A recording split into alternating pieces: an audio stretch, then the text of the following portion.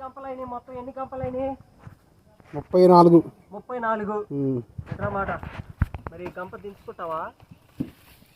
ఒకసారి ఆంధ్ర కాయలు చూపి, టాటర్లో కాయలు అన్నీ చూపి. 34 అయినాయి కదా? ఓకే ఎట్రా. అదే పల్లవి ప్రశాంత్ గారు బిగ్ బాస్కి వెళ్ళాడు. మట్టి తింటా అని ఏడుస్తాని డూప్ మాటలన్నీ చెప్పేసి ఆడు బిగ్ బాస్ పంపించారు.